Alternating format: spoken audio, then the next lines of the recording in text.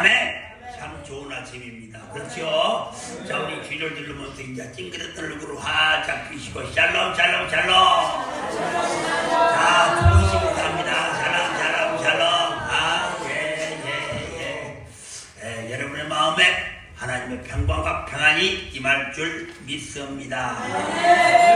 자, 우리 마음을 가다듬고 우리가 주님을 향해서 예배를 드리겠습니다. 자, 본문 말씀을 보겠습니다. 예레미야 42장 6절 말씀을 보겠습니다. 예레미야 42장 6절 말씀입니다. 1120페이지 읽습니다. 우리가 당신을 우리 하나님 여호와께 보내면 그의 목소리가 우리에게 좋든지 좋지 않든지를 막론하고 순종하려 합니다. 우리가 우리 하나님 여호와의 목소리를 순종하면 우리에게 복이 있으리라. 아멘. 아멘. 아멘. 자, 이 짧은 본문 한 절에도 순종이라는 말씀이 두 번이나 나옵니다. 우리 모두가 순종하는 여러분이 되시기를 바랍니다. 이번 주는 종료주일입니다. 여러분, 다음 주는 부활주일이고요. 이번 주는 종료주일입니다. 예수님이 십자가를 지시기 위해서 예루살렘으로 바로 입성한 날입니다. 그리고 이번 주간은 한 주간 고난주일 주간입니다. 그래서 우리는 십자가를 묵상하는 한 주를 보내게 됩니다. 그런데 이게 새삼스러운 일이 아니고 해년마다 해온 연례 행사입니다. 고난주간이니까 왠지 금식을 해야 될 것 같고, 또 고난주간이니까 TV를 시청하면은 괜히 죄를 짓는 것 같고, 또 어디 바람을 쐬러 여행을 간다고 하면은 고난주간이니까 괜히 마음에 걸린 것 같고, 아무튼 이처럼 신경이 쓰이는 주간이기도 합니다. 여러분, 정말 여러분은 십자가를 알고 계십니까? 주님이 우리를 위해 주셨던 십자가는 어떤 십자가일까요? 그리고 우리 주님이 친히 주셨던 십자가는 과연 무엇을 이야기하고 있는 것일까요?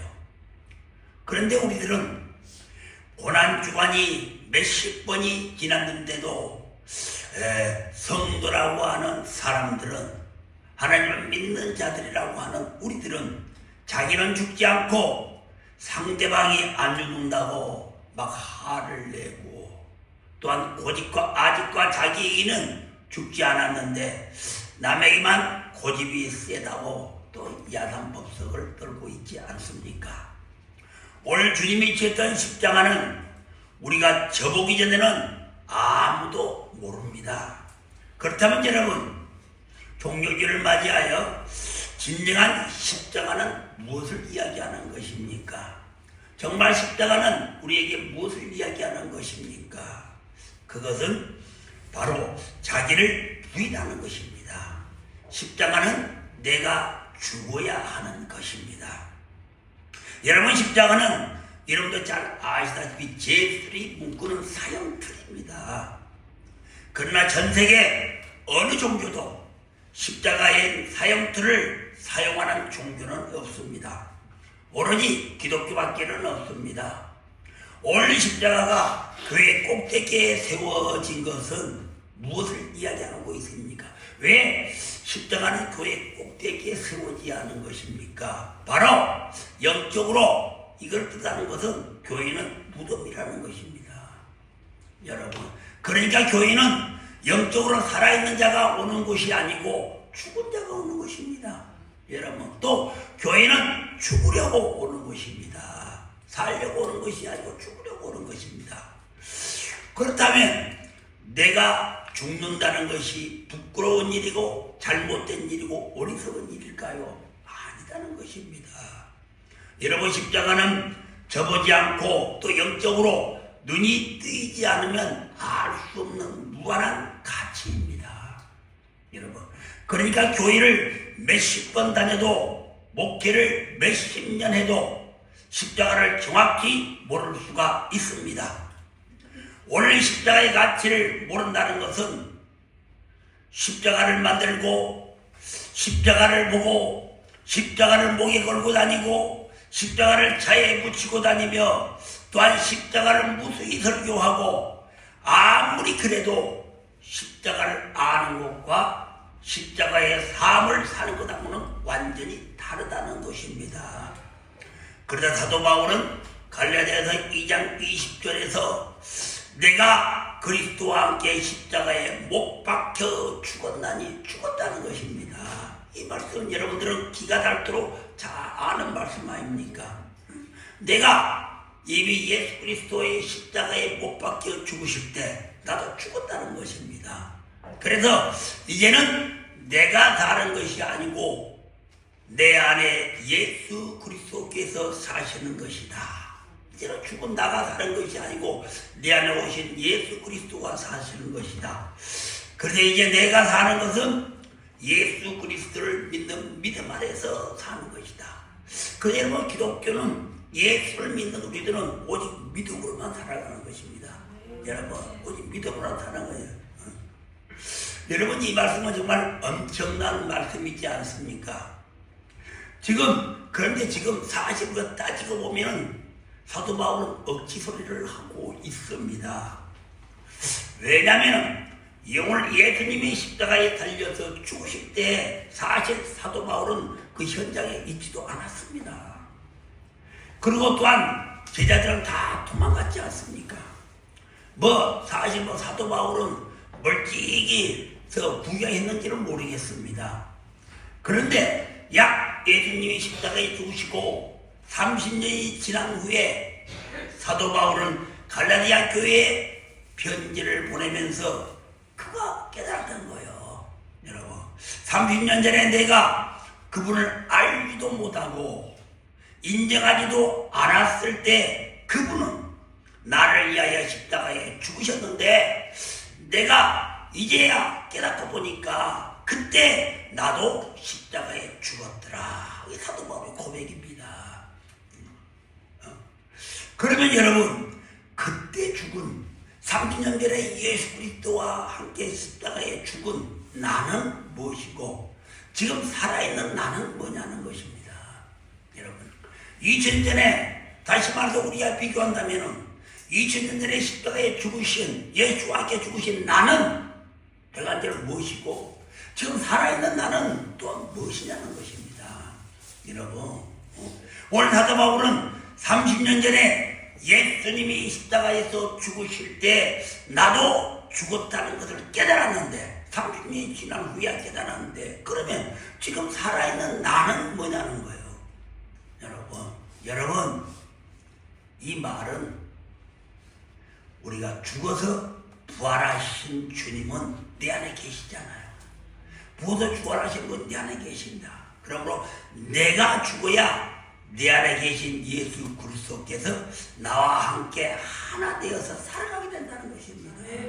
여러분, 그러니까 다시 말해서 내가 예수 그리스도와 하나 되고 연합되기 위해서는 반드시 영적으로 죽어야 한다는 겁니다. 여러분, 그래서 내가 어디를 가는 것은 내가 가는 것이 아니요. 내가 먹는 것은 내가 먹는 것이 아니고 내가 직장을 다니고도 내가 다니는 것이 아니고 나는 이미 죽었고 예수님이 가는 겁니다. 내 안에 계신 예수님이 가는 것입니다. 여러분 그걸 여러분 알아야 돼. 그래서 우리는 반드시 죽어야 되는 거다. 그러면 내가 십자가에 죽었다는 죽은 것은 무엇을 이야기하고 있는 것입니까?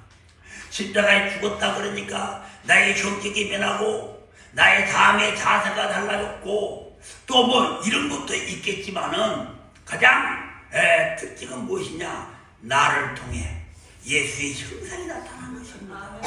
내가 믿고 예수를 믿는 믿음으로 살아간다는 것은 나를 통해서 예수의 형상이 나타난다는 것입니다. 나를 통해서 예수의 형상을 사람들이 보는 것입니다. 다시 말해서 내 삶 속에서 예수 그리스도의 사랑과 온유와 겸손을 나타내며 살아간다는 거예요. 여러분, 그게 여러분 바로 내가 죽고 예수로 사는 것입니다. 그런데 여기서 특히 겸손, 겸손은 낮아진 거예요. 예수 그리스도를 믿는 자들은 낮아져야 돼요. 겸손해야 됩니다. 겸손은요, 나의 정욕에 대한 보호이며, 정욕이라는 것이 무엇입니까? 육신의 정욕, 안목의 정욕, 이색의 자랑, 내 고집과 아직과 자존심, 교만, 이런 것에 대한 보호가 겸손입니다. 낮아진 자는 절대 고집 피우지 않는다. 낮아진 자는 정욕이 일으키지 않습니다. 겸손하니까. 그 겸손은 나의 정욕의 보호이며 하나님의 우주에 대한 우리의 인식이다. 하나님을 의존하는 인식을 갖고 있다. 겸손은 하나님을 의존하는 사고를 네가 갖고 있다는 거다. 또 그분 없이는 아무것도 할 수 없다는 마음의 증거가 바로 겸손입니다. 여러분 겸손이라 그러니까 단순한 것이 아니라는 거예요. 나의 불같이 일어나는 육체의 정욕, 안목의 정욕, 이색의 자랑, 다시 말해서 내 자아들, 분노, 화들을 일으키는 나를 억제하지 못하는 이런 것들을 나를 보호할 수 있는 것이 바로 분노, 바로 겸손이라는 거예요. 낮아지면은 내가 겸손하고 낮아지면은 내 안에 이런 것들이 일어나요. 내가 교만하고 고집이 세고 자존심이 강하니까 이렇게 분노가 일어나는 것이지. 그리고 또한 하나님의 의존에 대한 의존은 하나님을 기대하는 우리의 인식이다. 우리의 생각이다. 겸손한 자, 겸손한 자는 하나님을 바라본다는 거예요. 겸손한 자는 오직 예수를 바라본다는 겁니다. 여러분, 그분 없이는 또한 아무것도 할 수 없다는 마음의 증거. 나는 없고 결국 나는 주고 예수를 사랑한다는 것은 겸손한 자만이 할 수 있는 것입니다. 그러므로 여러분, 정욕은 단순한 육체적 욕망이 아니라 사단마귀 귀신들이 우리의 삶의 목적에서 벗어나게 하고, 이 정욕이라는 건 순간적으로 일어나는 건 아닙니다. 그냥 단순히 순간적으로 일어나고 내가 어떤 육체적 쾌락을 순간적으로 일으키는 것이 아니고, 나를 통해 내 안에 있는 귀신들이 나의 삶의 목적에서 벗어나게 하고, 나의 삶의 목적은 무엇입니까? 하나님의 뜻이 이 땅에 이루어지도록 우리가 하는 것이 나의 삶의 뜻이요, 결국은 천국을 하는 것이 나의 삶의 뜻인데, 이것을 벗어나기에, 우리 이것을 못 가기에 발목을 잡고 있다는 거예요. 이것을 못 가게 나의 삶의 목적에서 벗어나게 하기 위해서 우리를 파괴하기에 사용하는 전략적 사단의 무기입니다. 여러분, 그걸 아셔야 돼요.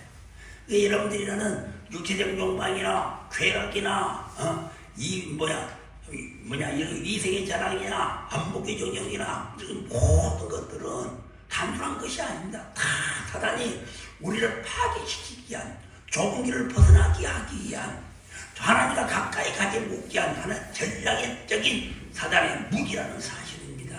여러분, 고집 피우지 마세요. 그러니까 고집이 타고난 것이 아니에요.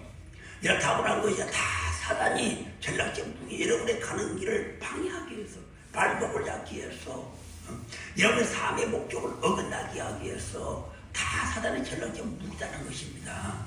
여러분, 그것뿐만 아니라 사단마귀 귀신들은 정욕을 사용하여, 나의 욕심, 탐욕, 정욕 등을 사용하여 우리를 비인격화하게 해서, 단순한 욕망의 대상으로 추락시켜서 하나님에게서 우리를 멀어지게 만드는 것입니다. 하나님을 멀어지게 만드는 것입니다. 그 욕망, 육체적 욕망의 자아, 분노, 자존심, 교만, 이런 것들은 단순한 것이 아닙니다. 사단 원수마귀들의 전략적인 무기를 써 결론은 우리를 하나님과 멀어지게 만드는 거예요.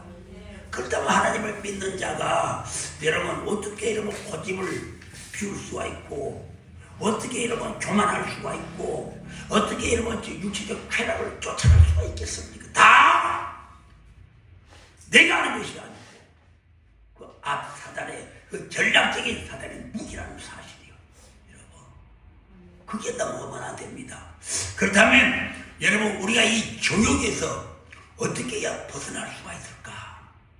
우리가 사는 삶에서 이런 욕망의 무기를 던져주는 이 정욕에서 우리가 어떻게 벗어날 수가 있을까? 여러분, 답은 영적인 훈련에 있습니다. 운동선수가 상대방과 싸워 이기려면 훈련해야 돼요. 다른 거 필요 없고 훈련해야 됩니다.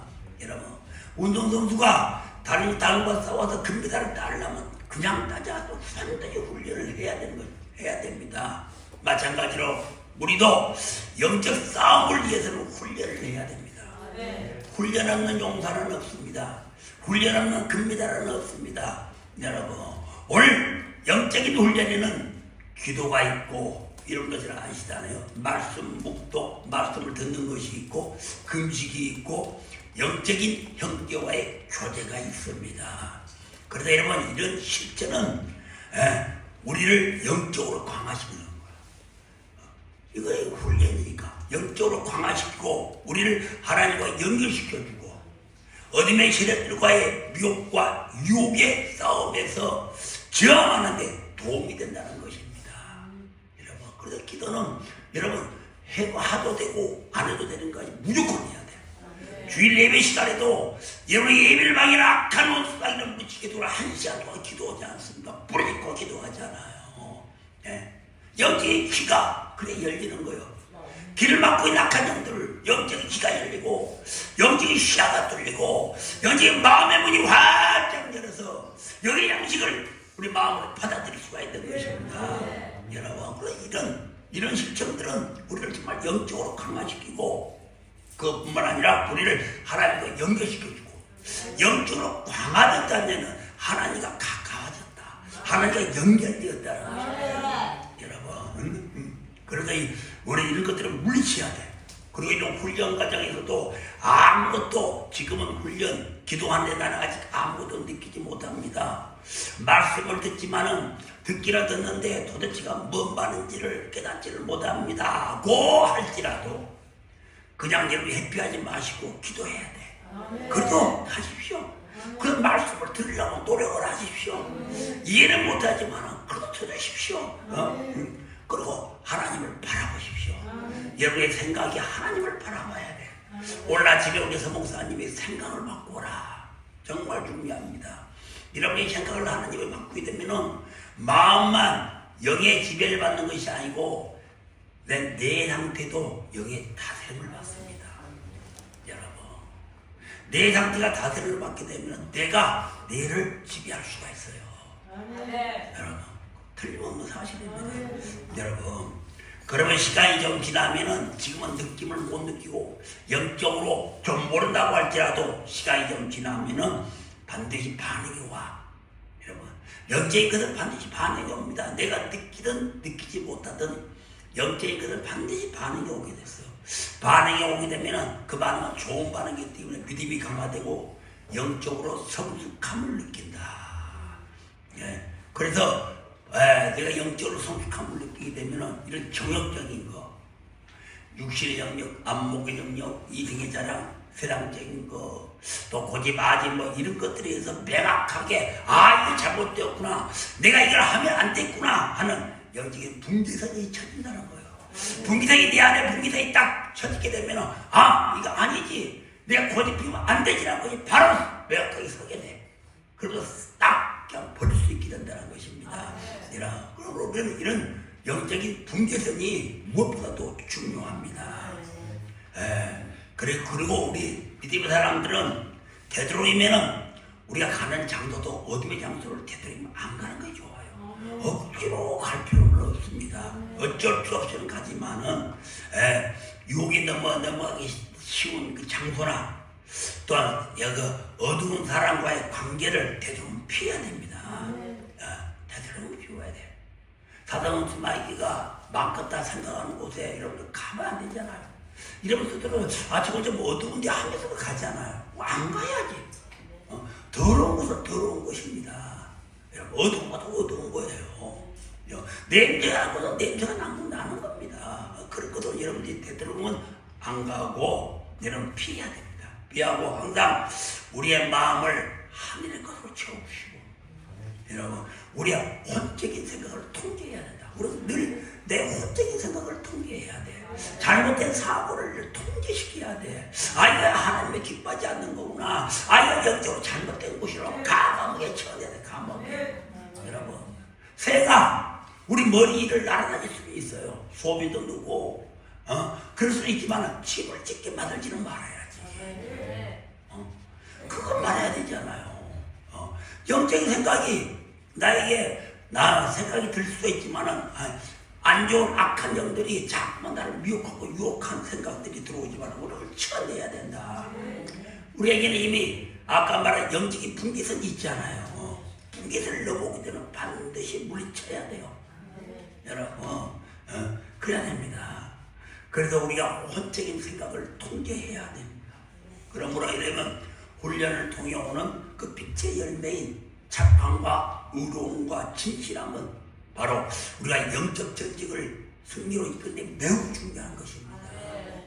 하나님을 바라보고 늘 하나님을 생각하고 여러분 영적인 저지 이런 대적인 혼적인 생각을 통제하면서 영적인 지배를 받고 살아가게 되면 반드시 열매가 맺는다. 왜? 나는 이미 그런 상태 훈련 속에서 좋은 밭을 이루어지기 때문에 밭이 좋아야 열매가 좋은 겁니다.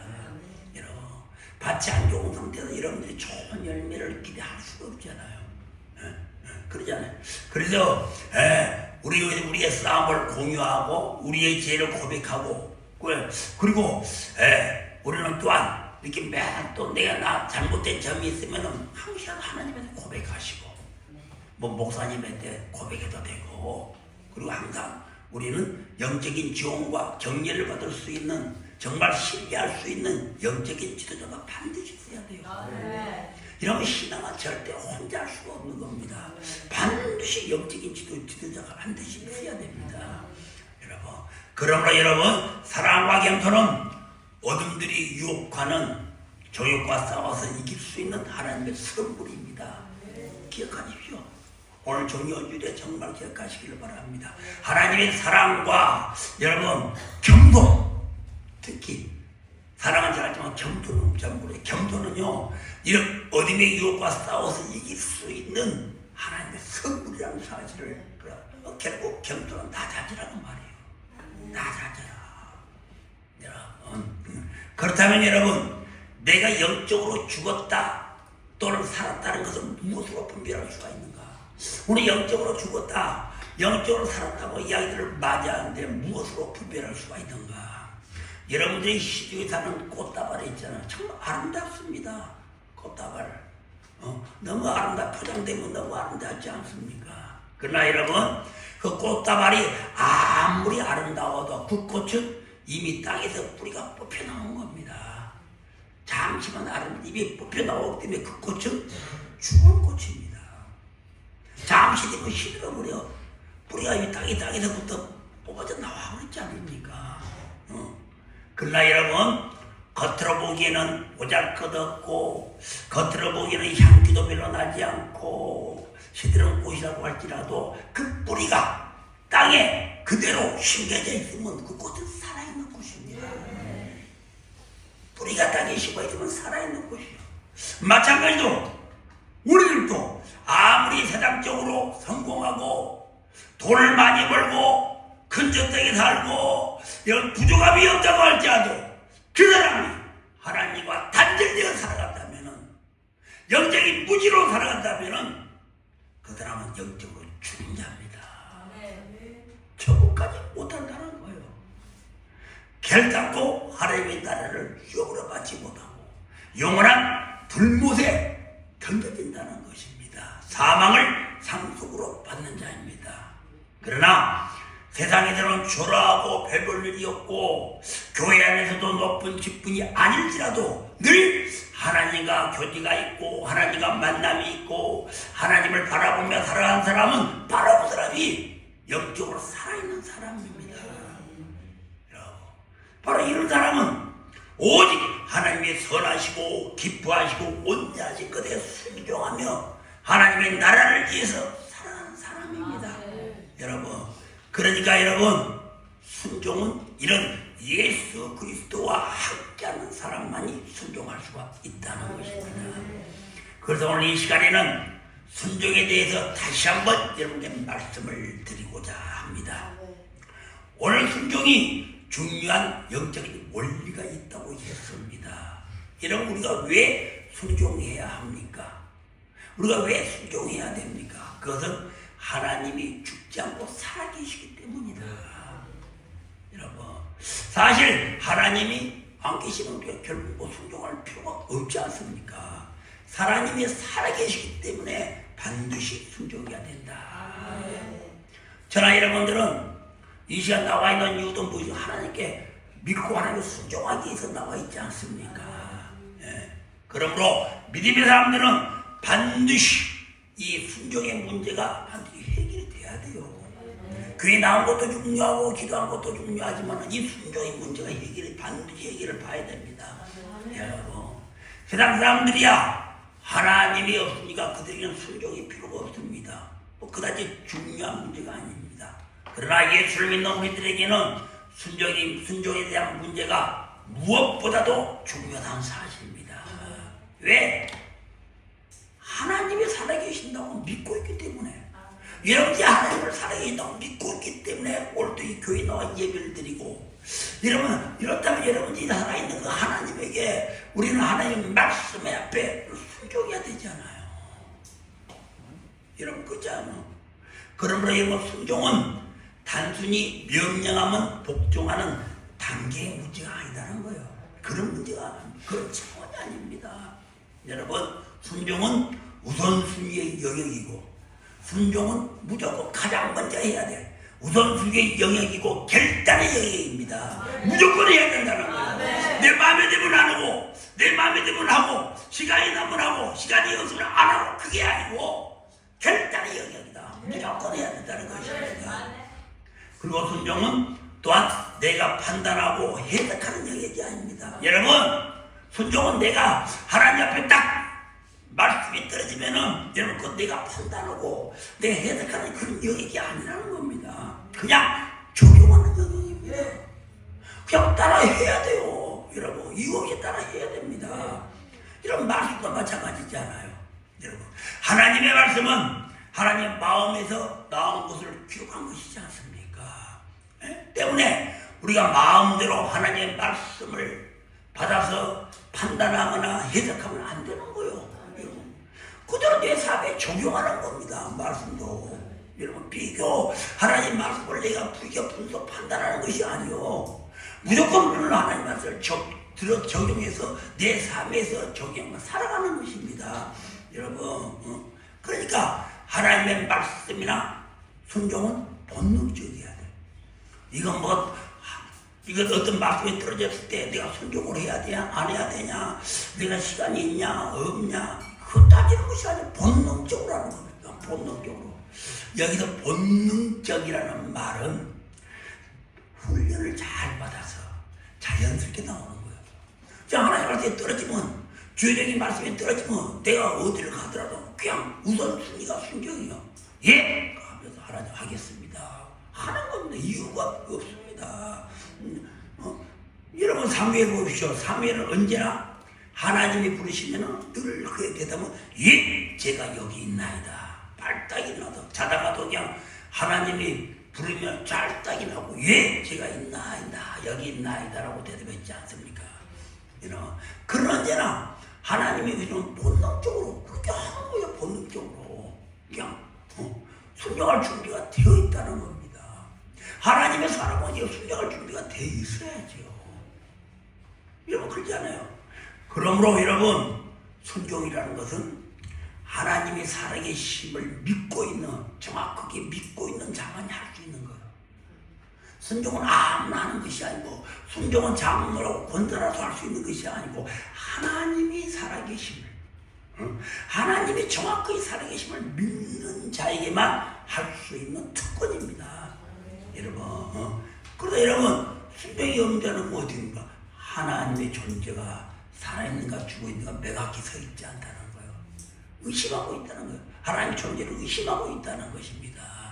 하나님의 존재 여부를 확실히 믿지 않고 있다는 거예요. 그래서 순종이라는 것은 여러분 절대로 억지로 누가 시켜서 하는 것이 아니라 본능적으로 그냥 본능적으로 우리에게 일어나야 돼. 일어나 우리 아침에 일어나 하품하듯이 본능적으로 그냥 하나님 순종하는 겁니다. 있는 거 있어야 된다는 것입니다. 여러분. 그래서 여러분 이렇게 순종의 결단이 있는 자들, 순종 잘하는 자들은 여러분 하늘의 것을 담아낼 힘이 있어요. 하늘의 능력을 받아낼 힘이 있다. 하늘의 기름 부음을 받을 힘이 있다. 하나님의 생수가 넘쳐날 그 능력이 있다는 것입니다. 순종을 잘하니까. 자연적으로 순종을 하게 되면은 말씀을 듣는 자에게 하나님의 영이 임하듯이 성령이 임하듯이 순종하는 자에게는 자연적으로 하나님의 기름 부음이 임하는 거예요.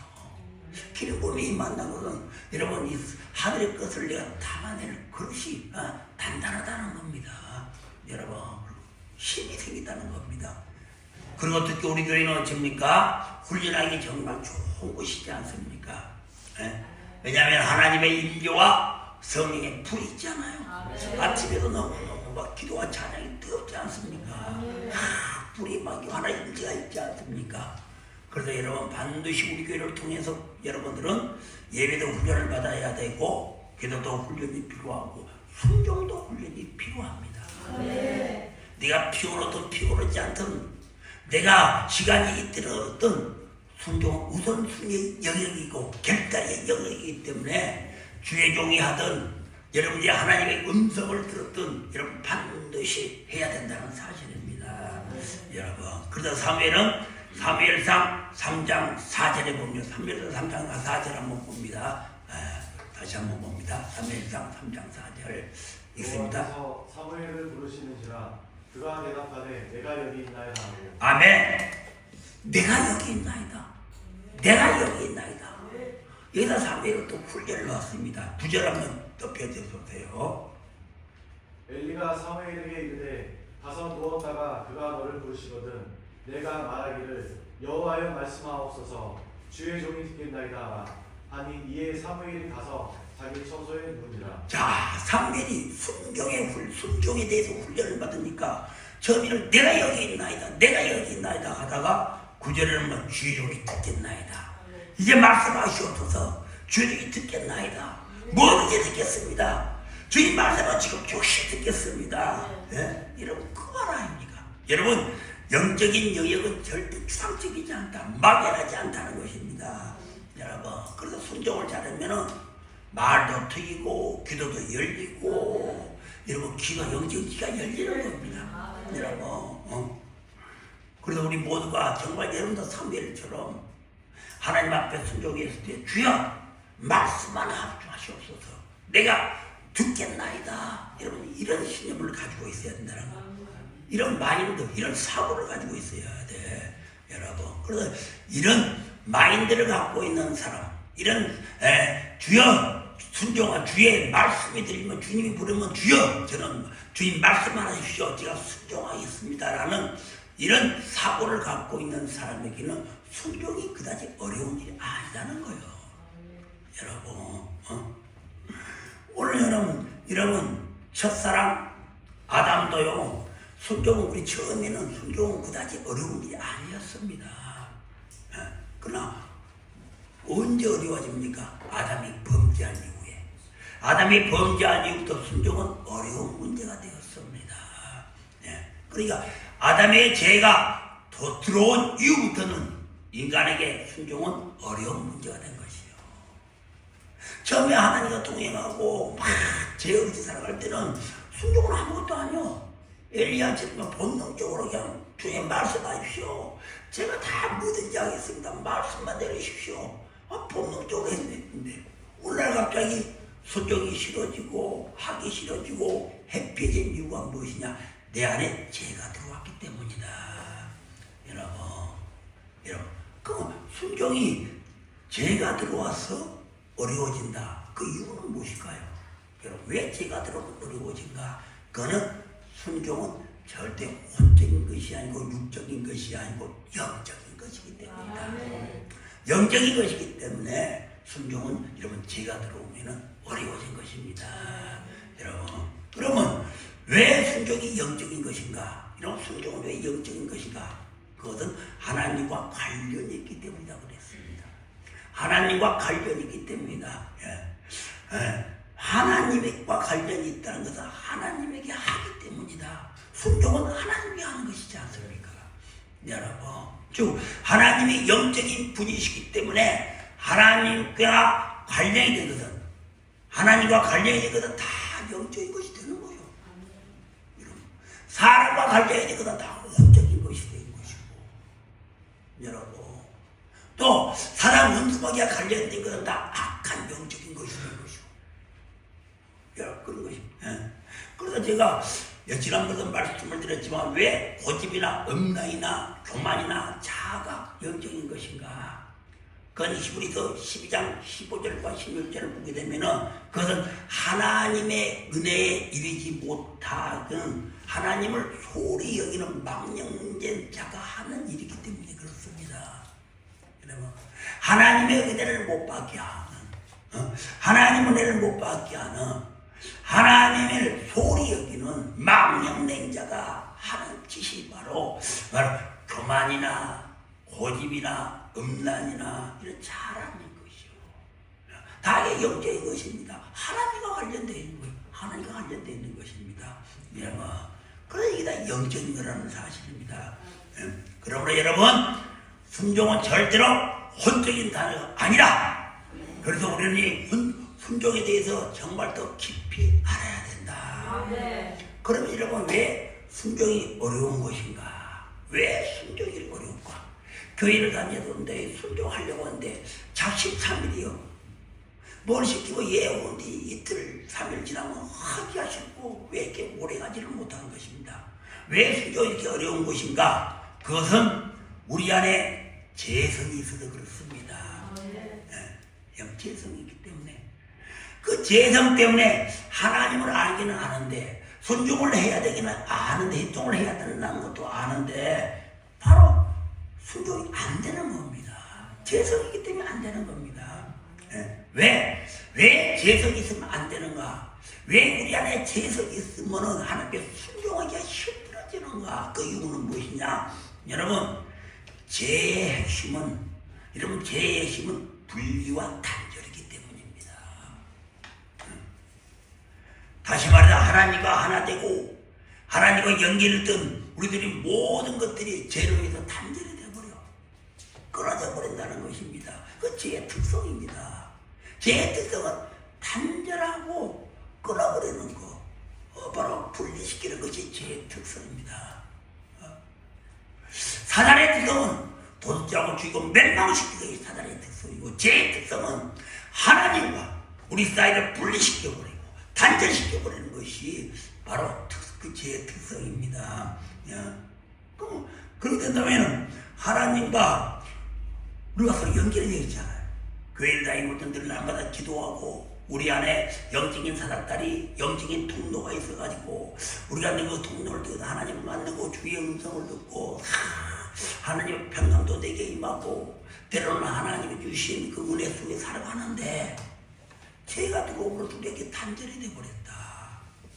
그러면 여러분, 죄가 단절이 됐고 죄가 분리가 되었다는 것은 무엇을 뜻하냐면은 여러분, 그때부터 우리의 삶의 주인이 바꿔진다는 거예요. 그래서 죄가 무서운 겁니다. 죄가 분리가 되고 단절된 특성을 갖고 있는데, 죄가 우리 안에 들어와서 무엇이 변화가 되냐면은 지금까지 내 삶을 지배하고 다스려왔던 주인이 바꿔져 버려. 지금까지는 하나님이 나의 주인이었잖아. 하나님만 바라고 하나님만 의지하고 나는 죽고 나는 오직 믿음을 가지고 예수로만 삽니다. 오직 예수만, 의인은 믿음으로 삽니다. 나는 오직 예수만 붙잡고 삽니다. 내가 살아도 내가 사는 것이 아니고 예수님이 나를 사는 겁니다. 이런 그 하나님의 주인됨이 이제는 죄라는 것이 들어옴으로써 내 몸에 변화가 된 것이 뭐냐? 내가 주인이 됐다는 거예요. 나가 주인이 되었다는 겁니다. 다시 말해서 내가 나를 왕노릇하기 시작한다는 것입니다. 근데 여러분, 내가 내 안에서 왕노릇한다는 이야기는 혼적인 것 뒤에는 반드시 영적인 것이 있다. 악한 영이 있습니다. 내 뒤에는 반드시 사단 원수마귀가 있습니다. 내가 나 주인 노릇하지만 실제는 사단이 나를 주인 노릇하고 있다는 것입니다. 여러분, 그때부터 나의 삶은 영적인 삶에서 이제 혼적인 삶으로 뒤바꿔지고, 이 혼적인 삶으로 뒤바꿔지니까 영적인 것은 멀어지게 되고 혼적인 것에 더욱더 적극적으로 더 가까이 가게 되고 혼적인 삶을 살게 돼. 영적인 것은 이제 기가 먹어져 버리는 거예요. 하나님과 멀어지고 기도와 멀어지고 자연적으로 세상적인 것과 더 가까워지게 됩니다. 여러분, 그래서 여러분이 지금도 교회를 다니지만은 여러분 가운데 아직도 마음속으로 말을 하지 않은 마음속으로 정말 순종하는데 막 기분 나쁘고 주의 종이 뭐 시키면 기분 나쁘고 하나님의 말씀 듣고 영적인 자가 이거 해야 된다는데도 그냥 하기 싫어서 그냥 해야 되냐 안 해야 되냐 이렇게 순종이 안 되는 분들은 정말 여러분들이 이 부분에 영적인 진단을 받아야 돼요. 이거 그거 요거 보통 일이 아닙니다. 여러분들 보통 일이 아니에요. 여러분, 순종이 제대로 되지 않는다. 누가 뭘 주의 이름을 시키면 그냥 화부터 난다. 그냥 분노가 난다. 이거 그냥 보통 일이 아니에요. 그래서 이건 반드시 영적인 진단을 받아야 합니다. 여러분, 그래서 이사야 53장 6절에 보면은 이 제 본성이 나와요. 이사야서 53장 6절 여러분.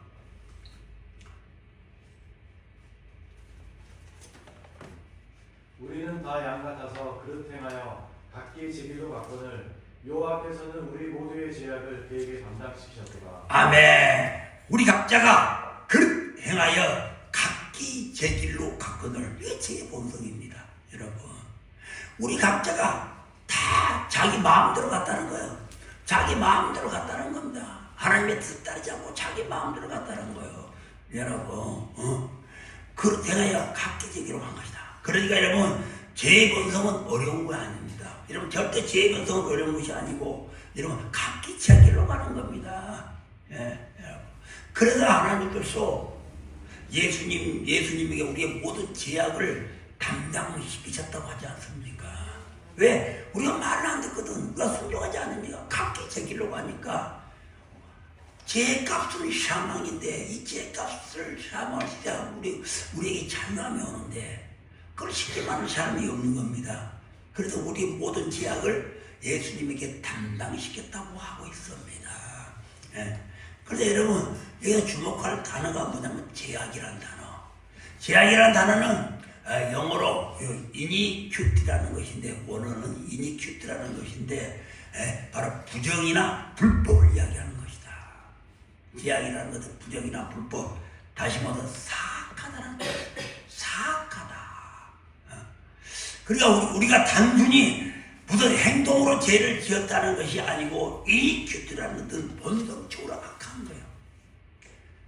죄라는 것은 본성적으로 악한 겁니다. 여러분, 우리가 어떤 죄를 지었다, 행동으로 죄를 지었다는 것보다는 보다 더 본성적으로 악한 것을 가지고 있다는 것입니다. 그래서 성경을 보게 되면은 여러분, 성경은 뭐라고 하냐면은 바로 하나님을 의도적으로 대적하는 것을 바로 죄악이라고 합니다. 죄악. 하나님을 의도적으로 대적하는 거. 이 본성적으로 악하다는 거예요. 본성적으로 악하니까 하나님을 대적하는 겁니다. 여러분, 어떤 어떤 행동을 통해서 죄를 짓는 것도 있지만 그보다 성경은 우리에게 죄악에 대해서를 더 자세히 이야기하는 것은 의도적으로 하나님을 대적하는 삶이다. 여러분, 그러니까 하나님을 반대하는 거예요. 그러니까 순종이라면 이게 화가 나는 거지. 그냥 자기만 시킨 것 같고 자기만 고생하는 것 같고 화가 나는 겁니다. 그러나 성경은 바로 하나님을 반대하고 하나님을 의식적으로 대적하라는 그런 것을 보고 죄라고 한다. 우리 이걸 분명히 알아야 됩니다. 여러분, 그래서 이 죄성이라는 것은 내 안에 죄성이 있으면은 자신의 문제를 용납하지 못해요. 내 안에 죄가 있으면 자신의 문제를 용납하지 못하고, 그 말하면 뭔 말이냐, 내가 잘못된 것을 내 스스로 고백하지를 못해. 내 스스로 내가 잘못했다고 고백하지를 모릅니다. 자백할지를 모르고 늘 방황하기에 급급해. 그냥 자기 자신을 합리화시키는데 그거다라는 거예요. 나는 잘못이 없다는데 그거다라는 것입니다. 나는 아무 잘못도 없어. 뭐 이래서 그런 거지 저래서 그런 거지 나는 아무 잘못이 없어. 오로지 죄를 지어서도 죄성을 가지고 있으면서도 자기 자신을 방어하는데 그거다. 그러니까 어쩝니까? 악한 마음을 가지고 있는 자들, 귀신의 종력을 갖고 있는 자들이니까 지하고 숨기잖아. 감추고 숨기지 않습니까? 여러분. 그래서 여러분 성경은 우리들에게 무엇을 강조하고 있습니까? 성숙함을 강조하고 있습니다. 성숙해야 된다. 여러분 성숙해야 열매를 맺는다. 여러분 성숙해야 된다. 또한 우리 하나님도 성숙한 성도를 원하고 있습니다. 그래서 여러분 우리 믿음의 사람들은 단순히 구원에서 끝나는 것이 아닙니다. 단순히 구원에서 끝나는 것이 아니고 구원받은 성도들의 삶의 태도에 하나님은 집중하고 있다는 거예요. 여러분들이 교회를 나오고 열심히 예배드리고 하나님 그것도 보지만 그것보다도 여러분들이 밖에 나가서 여러분의 삶 가운데 얼마나 성숙한 삶을 살아가는가 하나님은 그것을 주목하고 있다는 것입니다. 여러분 그래서 여러분 우리 하나님은 여러분의 삶 가운데서 온전한 구원의 삶의 태도가 성숙으로 열매 맺기를 원하고 있어요. 성숙의 열매를 맺기를 원하고 있다니까요. 여러분 그런데 여러분 우리가 성숙하다는 말은 내가 기도를 많이 해서 뭐 은사를 받았다. 또한 내가 어떤 능력이 많아서 뭐 안진병이 일으켰다. 그런 것이 아니고 내가 뭐 기도했으니까 누가 치유가 되었다. 이런 것이 아니고 성숙이라는 것은 무엇이냐? 내 마음이 옥토의 마음으로 바꾸어져서 하나님 말씀을 통해서 성령 인도하심을 통해서 내 마음이 옥토의 마음으로 바꾸어져서 모든 것을 참을 줄 알고 마음이 넓으니까 목을 참을 줄 알아. 더 사랑해 더 주고 모든 걸 받아들일 수 있는 평안의 마음으로 바꾸어지는 마음의 성숙을 이야기하는 거다. 영적인 성숙 그러니까 뭐 능력이 오고 그냥 뭐 누구를 치료하고 이것이 아니고 마음의 성숙을 말하는 거예요. 마음이 그 기독교는 내가 뭐라 그러냐면 마음이 바꾸어진 종교다. 마음과 언어가 바꾸어진 종교가 기독교다. 여러분 내가 그렇게 말씀을 드렸잖아요. 그러니까 주님도 이 땅에 오셔가지고 처음 설교가 여러분 산상수훈 팔복이 무엇이냐 마음의 설교를 했어. 여러분 마음의 설교를. 그러나 성숙하다는 것은 마음이 성숙해야 된다.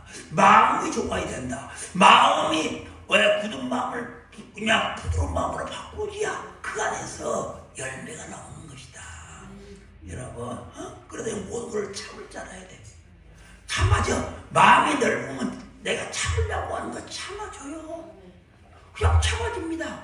여러분 받아보십시오. 와도 넓으니까 온갖 쓰레기를 갖다 부어도 말 한마디 없이 다 수용하지 않습니까? 우리 마음이 그렇다니까. 우리 마음이 하나님이 주시는 큰 넓은 마음을 가지면 정말 이렇게 옥토의 마음을 갖게 되면 우리 마음이 참을 줄 알아. 누가 욕해도 누가 욱해도 화가 나지 않아. 옛날에는 그걸 안 했는데 옛날에는 급했는데 나도 왜 이러지? 본인도 모르게 그만큼 마음이 좋아졌다는 거예요.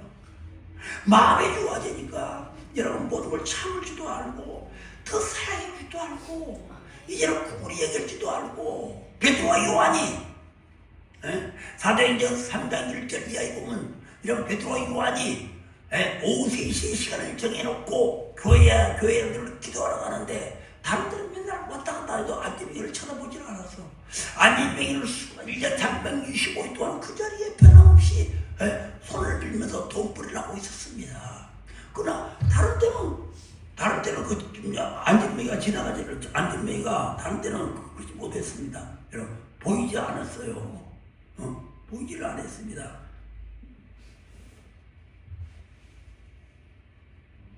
보이질 않았는데 언제 그렇다면 여러분 그 베드로가 언제 이러면 마음이 변하는 겁니까?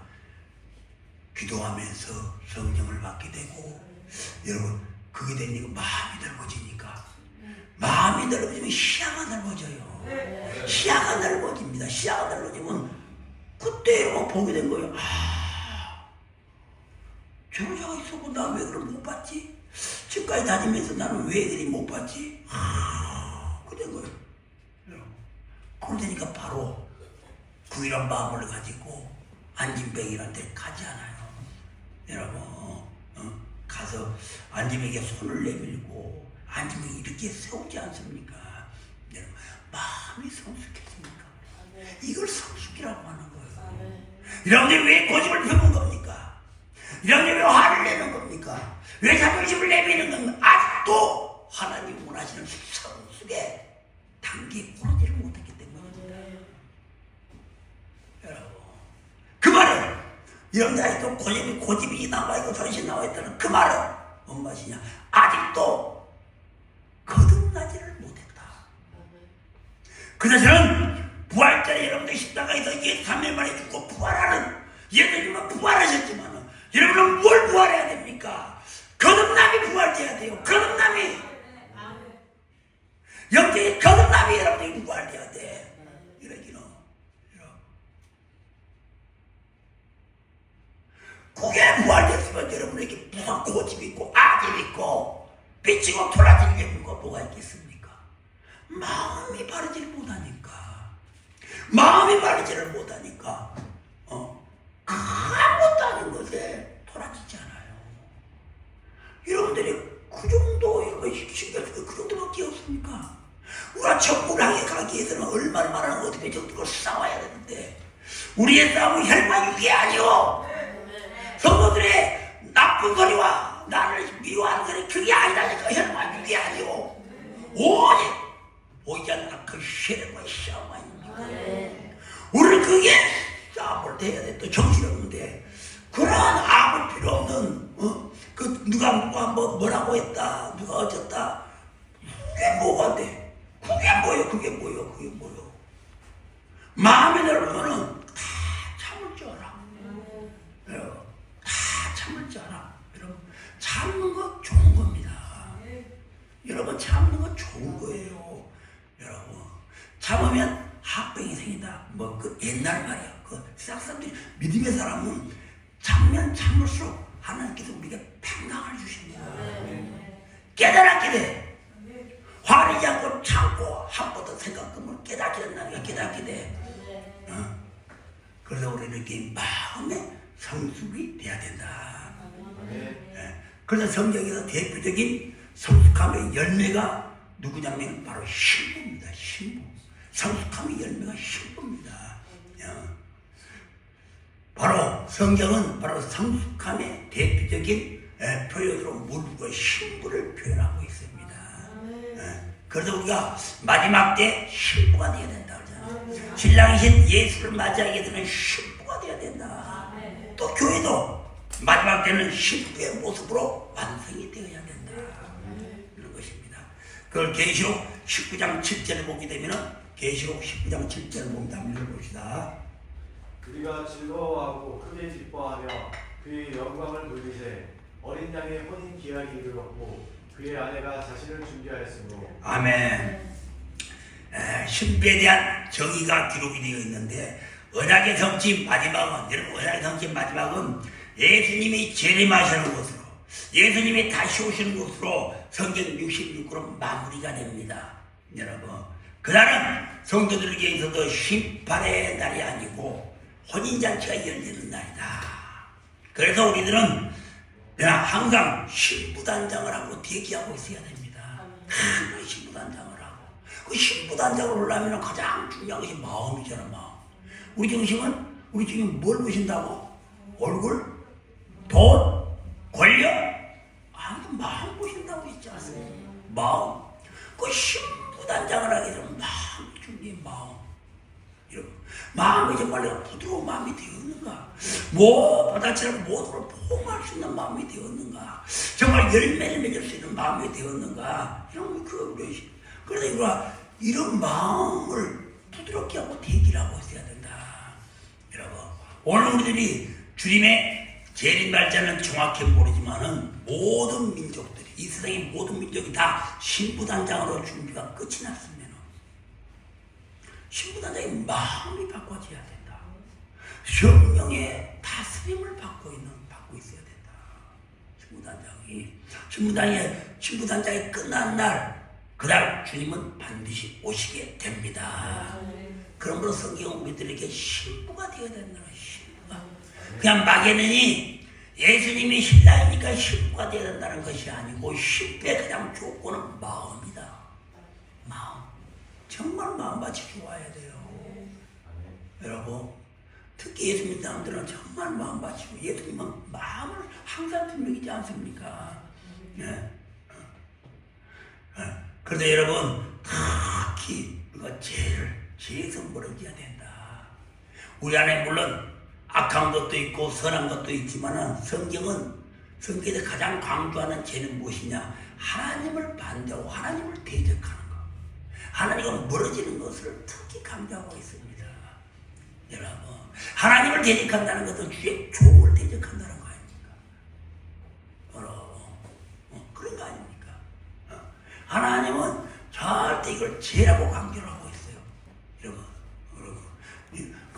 이게 하나님을 대적하고 하나님을 불신히 여기는 것을 우리는 불신이라고 한다. 불신. 하나님이 분명히 살아계시는데도 믿질 않는 겁니다. 하나님이 살아계신데도 믿질 않는다. 왜 교회를 나올까? 왜 예배를 드릴까? 왜 아멘 할까? 왜 기도할 때마다 주여 주여 할까? 아니, 하나님의 살아계심을 믿지를 않는데, 하나님의 살아계심을 믿지 않는데 왜 주여 주여 하는 것일까? 누구들라고 하는 것일까? 이런 사람들이 죄를 짓고 있는 것이 아니오. 마음에는 하나님이 없어. 하나님의 살아계심이 없어. 그냥 교회는 나와. 왠지모르 교회 나와서 주여 주여 합니다. 주여 주여 해. 왜 하는 걸까? 여러분, 이게 다 불신. 하나님이 죄를 짓는 겁니다. 여러분. 그래서 여러분, 이런 사람 안에는 사단이 잡고 있다. 이런 사단의 속성이라고 하는 거예요. 사단의 속성. 그래, 너 잘한다. 말로 주여 주여 하는 거야. 너 속이 안 믿으면 돼. 하나님 살아계시지 않아. 너 그렇게 믿으면 된다. 너 그렇게 하는 거야. 그렇게 하는 거야. 교회 나가. 그래, 교회 나가 예배 드려. 그렇지만 너 마음속에 예수가 없는 것을 너는 알지 않아. 너는 없지 않아. 너 그렇게 믿으면 돼. 사단의 속성이라는 겁니다. 여러분, 그래서 원래 하나님께서는 우리의 죄악을 예수 그리스도께 담당을 시켰던 것입니다. 여러분, 그래서 우리 주님이 우리의 죄를 해결하신 것입니다. 바로 이 말씀이 여러분들이 잘 아시는 이사야 53장의 핵심입니다. 순종의 아들 예수 그리스도께서 우리의 불순종의 모든 것들을 담당시켰다는 것입니다. 여러분, 순종을 인간적인 차원에서 생각하는 사람들이 많습니다. 순종 그러니까 주의종이 무슨 말씀을 하면은 그 인간적인 차원에서 생각하는 사람이 많습니다. 또 순종 그러니까 저 집사님은 순종을 잘해. 그러니까 참 온유한 사람 같아. 저 집사님은 순종을 잘하니까 참 온유하고 순종에 믿음이 있는 것 같아. 그런 사람들이 있잖아요. 여러분. 대부분 사람들이 교회를 다니면서 사람의 성품에 의해서 순종을 말하고 있는데 그렇지 않다는 겁니다. 여러분, 순종은 인간의 착한 행실과 착한 성품이 아닙니다. 여러분, 순종은 절대로 인간의 착한 행실과 착한 성품이 아닙니다.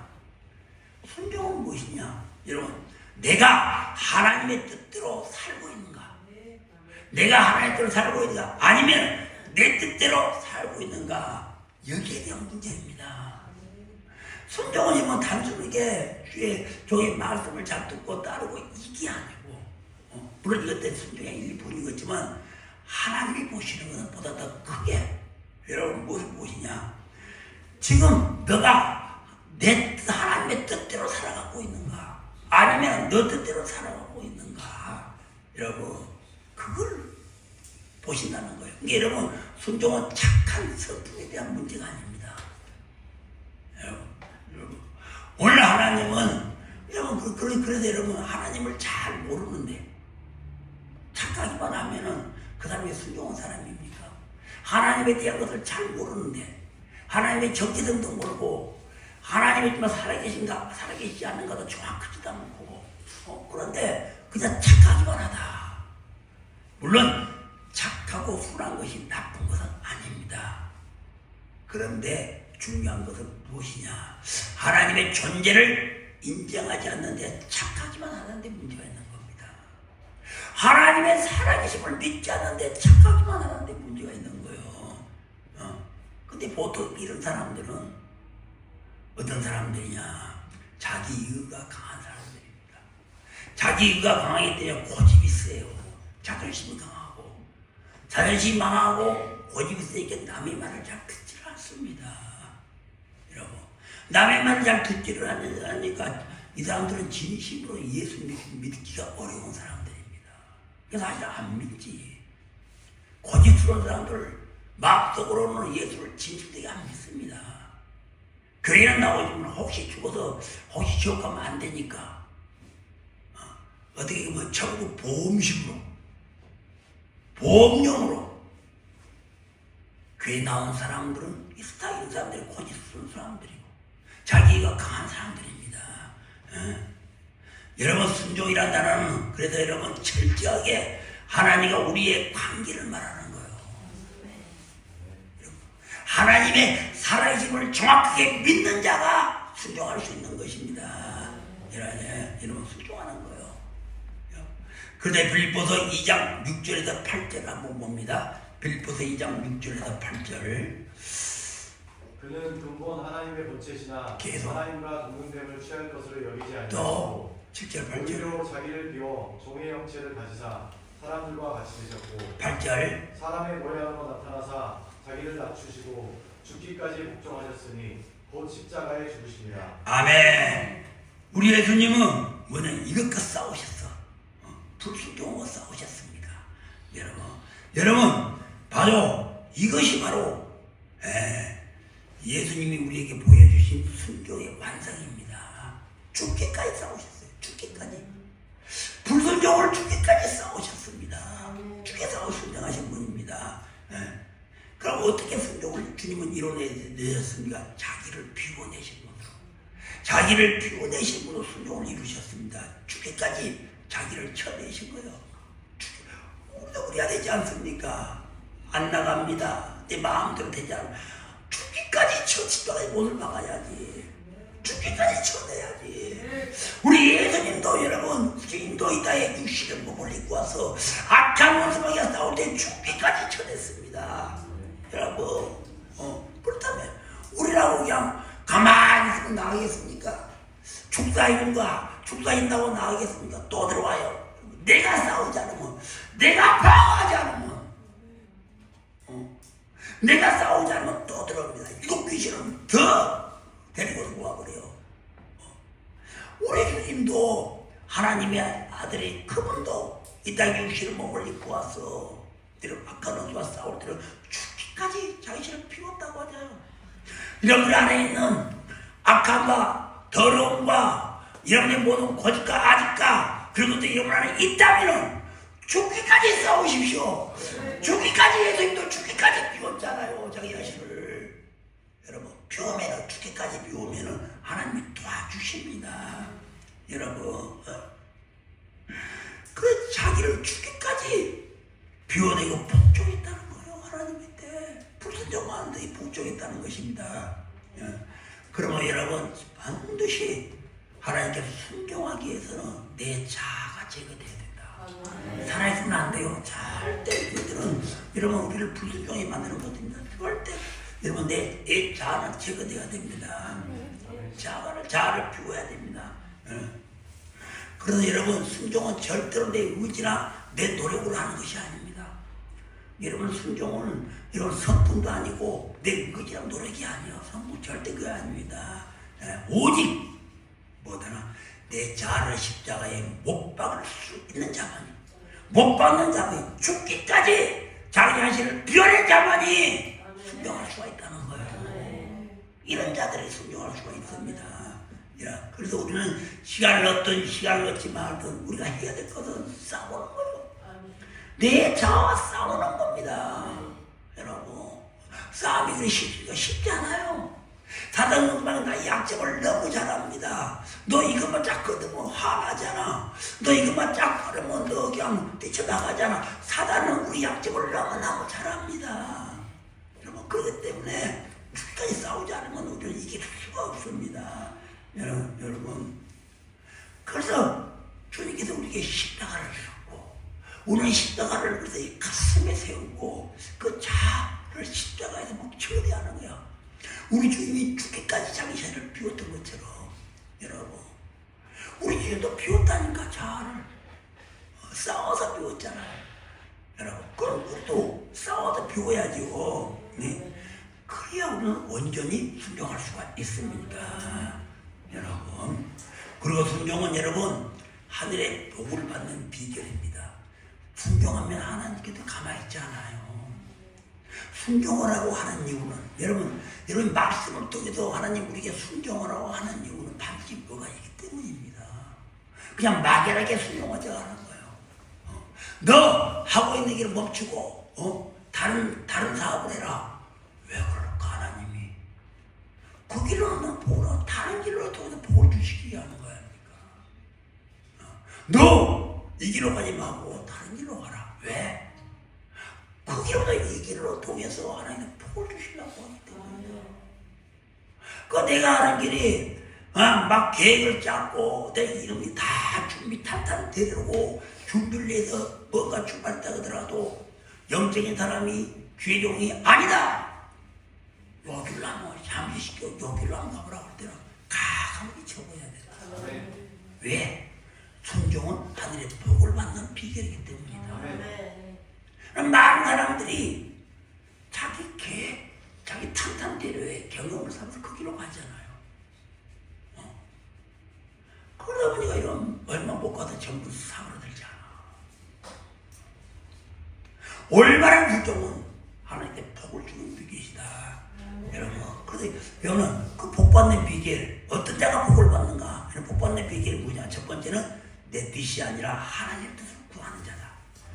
내 뜻대로 수령이 시작을 했다가도 뭐 됐든지 내 뜻대로 시작을 했다가도 아니다 그거는 하나님의 뜻대로 가야 돼. 방향 진화를 해야 됩니다. 이런 자가 복을 받는 겁니다. 여러분, 뭐 이게 쉬운 일 아니죠. 그리고 이게 고집이 있는 자, 교만한 자, 자존심 있는 자는 절대 이게 안 됩니다. 순종이 안 되는 거예요. 자기 고집대로 갑니다. 죽어도 고요, 죽어. 고집대로 갑니다. 여러분, 안 됩니다. 그러나 정말 복 받는 자들은 내 뜻은 가다가도 쳐는 거예요. 내가 몰라서 그 길을 갔지만은 그냥 쳐는 겁니다. 그럼 그동안 내가 했던 것이 손해 안 봐. 하나님은 절대로 우리를 손해보게 하신 분이 아니시다. 곡절로 30배, 60배, 100배로 쳐와서 우리 복을 주시는 분이시다. 여러분, 그래서 우리는 최선을 다해서 하나님의 뜻을 구해야 되고, 가다가도 하나님의 뜻을 또 물어봐야 되고, 가다가도 또 물어봐야 되고, 또 영적인 자를 만나서 또 그 길을 물어봐야 되나. 절대로 자기 자신이 자기 뜻대로 사는 삶을 살아서는 안 된다. 여러분, 그렇다면 여러분, 지금 여러분의 삶에서 하나님의 뜻은 무엇입니까? 한번 좀 생각해 본 적이 있습니까? 내가 지금 걷고 있는 내 삶 가운데에서, 내 생활 가운데에서 정말 하나님의 뜻은 무엇일까? 우리는 내 삶 가운데서 그냥 살아가잖아요. 주일날 교회에 나온 것을 만족하면 이게 하나님의 뜻인가 또 살아가지 않습니까? 여러분, 그러나 우리는 정말 하나님의 뜻을 하려면 이게 확실히 정리가 되어야 됩니다. 내 삶 가운데 하나님의 뜻은 무엇일까? 왜 하나님은 또 이 길을 보낼까? 왜 하나님은 이 사람을 만나게 하실까? 왜 하나님은 또 이런 것을 또 하게 할까? 등등 이런 늘 하나님의 뜻을 물어봐야 됩니다. 이 부분이 정리가 되지 않으면 하나님께 쓰임받지를 못한다는 사실입니다. 그래서 여러분, 내 삶 가운데서 하나님의 뜻은 이 땅에서 하나님 말씀대로 순종하며 살아가면서, 기본은 하나님 말씀대로 순종하며 살아가야 돼요. 그 말씀대로. 세상이 원하는 대로 살아가는 것이 아니고 하나님의 말씀대로, 세상 사람들이 부르는 대로 살아가는 것이 아니고 하나님의 말씀대로 순종하며 살면서 이 땅에 하나님의 뜻이 어디가 있는가를 늘 기도하면서 살아가는 겁니다. 물어보십시오. 여러분, 영적인 자, 여러분의 멘토가 되었든 여러분 믿음이 가는 신뢰가 가는 목사님이 되었든 그분에게 물어보십시오. 항상 여러분 돌도 두들기면서 건너라고 했듯이 이런 물으면서 가는 겁니다. 여러분, 그 좋은 돋보기가 여러분 구약의 엘리야나 모세나 다윗이나 룻 이런 평범한 사람들을 통해서 하나님은 놀라운 일을 했지 않습니까? 여러분, 이 사람들 특히 그냥 늘 하나님께 물어봤던 사람들입니다. 어떻게 하면 됩니까? 내가 지금 이 가고 있는 힘 맞습니까? 하나님, 왜 이렇게 힘들지요? 내가 왜 이렇게 힘들지요? 왜 이렇게 또 방해 세력이 많지요? 늘 기독교는 망연한 종교가 아닙니다. 내 삶과 일치가 돼야 돼. 그럼 많은 사람들이 교회에 나와서 예배드리는 걸로 끝나잖아. 한 주간 예배드리고 기도하면 끝이요. 그냥 하나님은 없어. 하나님은 없고 그냥 내가 정해놓은 목표, 내가 계획된 아래서 그냥 다람쥐 쳇바퀴 돌듯이 그렇게 살아가잖아요. 항상 네가 가는 길도 한번 멈춰보고 의심이 가는 거 또 하나님께 물어보고, 그래도 답이 없으면 영적인 지도자와 뭐 한번 대화를 한다든가 한번 해서 무슨 뜻인가, 여러분 이렇게 하나님의 뜻을 늘 더듬고 가야 돼. 여러분, 여러분 그래야 여러분 구약의 엘리야나 모세나 다윗처럼 하나님의 뜻에 순종한 자가 될 것이야. 이런 자들은 특별한 사람이 되었잖아. 왜? 그들이 처음부터 특별한 것이 아니다. 그들이 처음부터 비범한 자들이 아니다. 그들은 다른 사람보다 더 똑똑하고 다른 사람보다 더 학벌이 좋고 다른 사람보다 머리가 IQ가 높은 사람이 아니다. 뭐냐? 항상 자기의 삶을 가는 데에서 늘 멈추고 하나님의 뜻을 물어본 자다. 여러분 제자들을 한번 보십시오. 저기의 제자들은 평범한 사람들이에요. 그것도 못 사는 사람들, 고기 잡는 사람, 뭐 벨벌도 없는 사람들입니다. 학벌이나 가문 아무도 좋은 사람들이 없습니다. 그러나 하나님은 그들을 통해서 세상을 변화시키는 놀라운 능력을 부어줬다. 그럼 그들이 뭐 했습니까? 하나님의 피를 끄집어냈습니까? 하나님의 헌금을 많이 받았습니까? 순종하는 자들이다. 순종하는 자들이고 하나님의 뜻을 물어본 자들이요. 내 뜻이 아니라 하나님의 뜻이 이 땅에서 무엇을 원하고 있는가? 내가 가는 이 길 속에 내 뜻이 아니고 하나님의 뜻이 지금 무엇을 원하고 있는가? 그것을 물어본 자들이다. 여러분, 그렇게 물어봐야 돼요. 그런 자가 하나님의 복을 받는 겁니다. 여러분, 정말 이 시간 하나님은 정말 여러분들을 통해서 우리 교회에 놀라운 일들이 저는 풀어질 것을 믿습니다. 네. 또한 여러분들 가정이나 직장에서도 하나님의 놀라운 일들이 풀어질 줄을 저는 믿습니다. 네. 단 하나 여러분이 해야 될 것은 무엇이냐? 하나님께 뜻을 물어보십시오. 네. 내 뜻을 좀 내려놓고 여러분들의 자녀들이 정말 세상에 나가서 세상에서 뭔가 세상을 바꾸고 나라를 이해하고 하나님과 가까워지기를 원하십니까? 믿음의 리더가 되기를 원하십니까? 여러분, 그렇다면 자녀들에게 말씀하십시오. 너희 뜻보다는 아버지의 뜻에 맞추어 살라고. 너 생각보다는 하나님의 생각에 맞추어 살라고. 그렇게 여러분들이 말씀을 드려야 되지 않겠습니까? 여러분, 바로 내 뜻이 아니고 하나님의 뜻대로 사는 자가 여러분 하나님께 복을 받는 자다. 두 번째, 여러분 하나님의 복을 받기 위해서는 자 이것만 하고 정신 먹고 하겠습니다. 두 번째는 나의 모든 결정권을 주님 앞에 드리는 자입니다. 여러분 나의 모든 결정권을 주님 앞에 드리는 자입니다. 우리는 나의 모든 주권과 나의 모든 주도권과 결정권을 주님 앞에 드리는 이런 문제가 해결되지 않으면요 우리는 절대 제자의 삶을 살아갈 수가 없습니다. 예수님은 오늘 예수님을 따라갔다가도 가룟 유다처럼 마지막에는 어딘가 결정을 못 하잖아요. 예수님께서 밖에 어른데 결정을 못 하고 예수님께 자기의 주도권, 자기 결정권을 예수님 맡기면 되는데 결국은 그걸 자기 뜻대로 행하잖아요. 예수님께 맡기지를 못하고 여러분 그러니까 결국은 자살하고 말지 않습니까? 그래서 여러분 결정권의 문제가 나의 삶의 주도권의 문제가 해결되지 않았으면 절대로 우리는 온전한 제자가 될 수가 없습니다.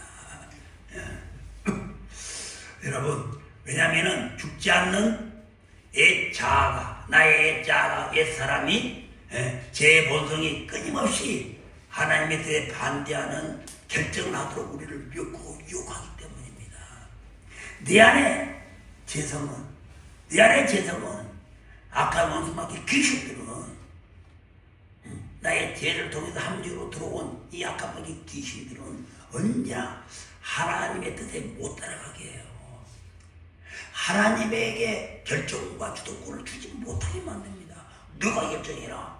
누가 주인이지 않느냐. 누가 결정을 마땅하지 않느냐. 늘 미혹과 유혹한다는 것입니다.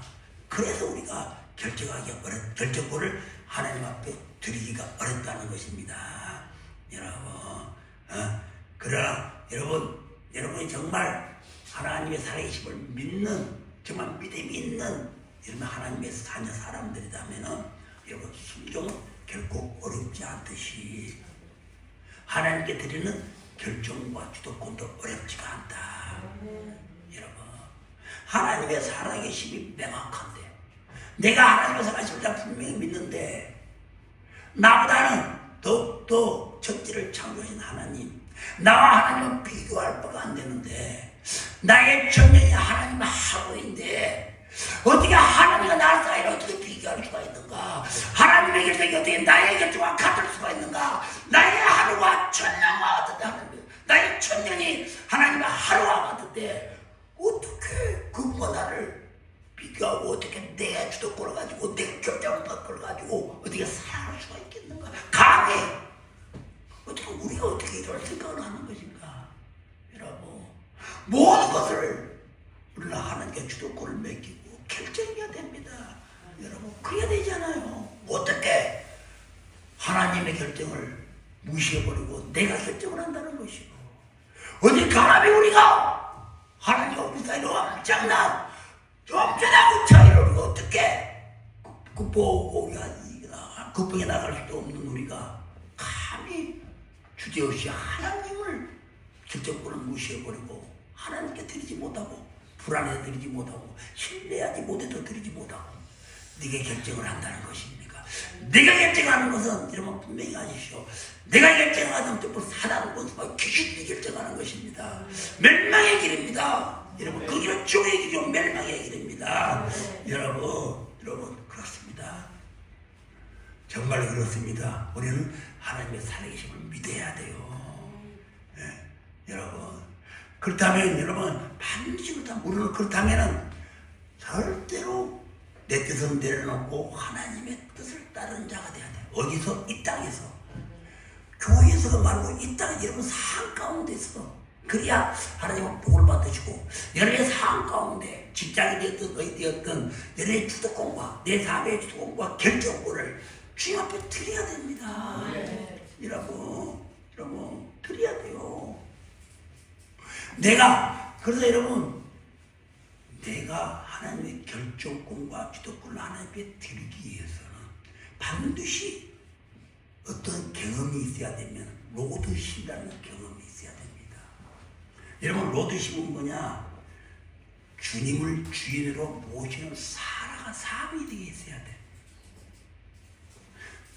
내가 주인이 아니고 주님을 내가 주인으로 모시는 삶이 내게 있어야 된다. 이런 경험이 내게 있어야 돼요. 그러니까 여러분, 내가 나를 주인으로 살아온 나는 절대 거짓말 부리고 옹졸하게 그냥 아비 속에 살아온 나는 절대로 하나님 앞에 나의 삶의 결정권과 주도권을 드릴 수가 없다. 하나님의 결정권과 주도권을 내가 드릴 수가 없으니까 내 안에 커지는 것은 무엇이냐? 나의 고집이 강해지고 아집이 강해지고 자존심이 커지는 거다. 왜? 내가 주인 되는 삶을 살아왔기 때문에. 내가 주인 되는 삶을 살아왔다는 것은 여러분이 거듭나기도 안 했고 하나도 변화된 것이 없다. 몇십 년 교회를 다녔지만은 변화된 것이 없다. 그래서 여러분들은 부활절을 맞이해서 여러분들은 정말 무엇이 부활되어야 되냐? 제가 부활절을 다시 말씀드릴 겁니다만은 여러분들이 거듭남이 부활돼야 돼. 교회를 다니다가 거듭남이 없어. 거듭남이 죽어 있습니다. 영적으로 여러분 살아있음이 없습니다. 여러분 거듭남이 있어야 여러분들 안에 자아, 고집, 아집이 다 없어지잖아요. 그래서 영적으로 여러분 다시 육신의 몸을 입고 부활의 몸으로 이 땅에 살아야 여러분은 모든 날 주님이 오실 때 부활의 몸을 입은 주님이 오실 때 여러분이 부활의 몸이 되어야 이 땅에 천년왕국을 이룰 때 주님과 함께 천년왕국을 다스릴 수가 있습니다. 여러분 사랑하는 성도 여러분, 하나님은 살아계십니다. 정말 살아계십니다. 그래서 우리는 정말 하나님을 붙잡아야 되고 정말 그래서 여러분들이 정말 예수를 믿으면 가장 중요한 것은 마음과 말이 바꿔진다. 그러나 마음이 넓고 바꿔지면 말은 자연적으로 바뀔 수밖에 없다. 마음에서 말은 묻어나오는 것이고 마음이 바꿔지니까 생각 자체도 바꿔지는 것이야. 이제는 옹졸하고 치사한 것에 여러분 신경 쓰지 마십시오. 우리가 정말 가야 할 것은 어마어마한 것입니다. 이 땅에 있는 것 치사한 것에 여러분들 신경 쓰지 마시고 그것에 뭉치지도 마시고 그에 상처도 받지 마시고 여러분 이제는 우리가 무엇에 하나님 앞에 오직 순종하는 겁니다. 그래서 내 뜻을 하나님의 뜻 앞에 머릿속에 내려놓는 겁니다. 그냥 하나님의 뜻대로 따라가야 되고 내 삶의 주도권과 결정권을 하나님께 드리는 거예요. 뭘 결정하다고도 내가 결정한 것이 아니고 미리 다 결정해놓고 목사님 기도해 주십시오. 또 자기가 기도한다면 내가 딱 결정하고 기도하면 그 결정이지.